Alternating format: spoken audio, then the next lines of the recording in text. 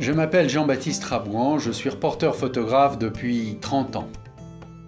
Ce qui m'intéresse avec la photographie, c'est la possibilité de faire une empreinte d'un instant, une empreinte du réel sur une épreuve.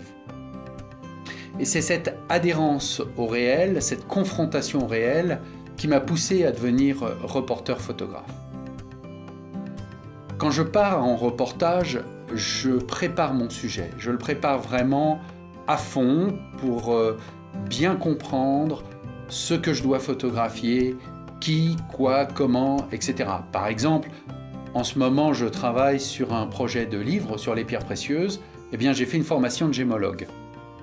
Et cette formation, quoique succincte, me donne quand même les bases pour bien comprendre, pour bien assimiler les réalités et ce que mon sujet est et ce que j'ai envie de raconter aussi.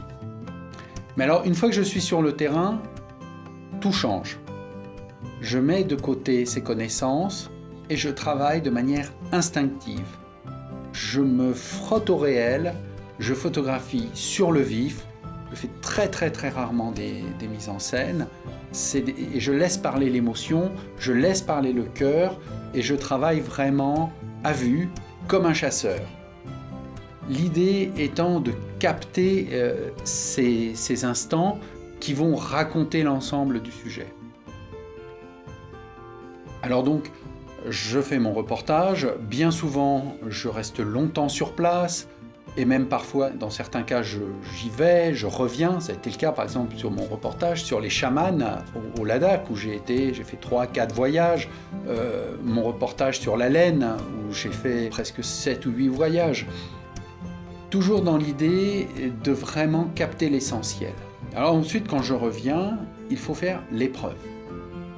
En ce qui concerne mon travail artistique, j'ai adopté le médium photographique de la gomme bichromatée. Alors pourquoi la gomme ? D'abord parce que la gomme, c'est un médium essentiel. Sa structure, c'est de la gomme arabique, de la résine et des pigments naturels. Donc là, j'ai une relation directe avec les choses de la terre. La deuxième chose, c'est que c'est un médium photographique qui permet une totale interprétation. On peut faire à peu près tout ce qu'on veut. De la couleur, du noir et blanc, on travaille au pinceau, on dépouille en utilisant des vaporisateurs, des brosses, etc. Donc on peut vraiment obtenir tous les résultats possibles, et donc il y a une totale interprétation de l'épreuve.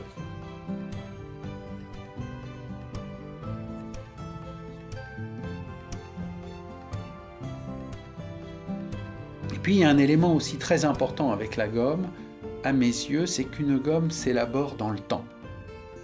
Tous les procédés photos de laboratoire, quels qu'ils soient, c'est bon ou c'est pas bon. On fait son print, on développe, le résultat est là. La gomme, on l'élabore sur plusieurs jours. C'est un système de couches, on fait des couches. Jour après jour, on peut revenir en arrière, on peut enlever certaines parties, on peut en rajouter. Donc on élabore, on construit sa gomme.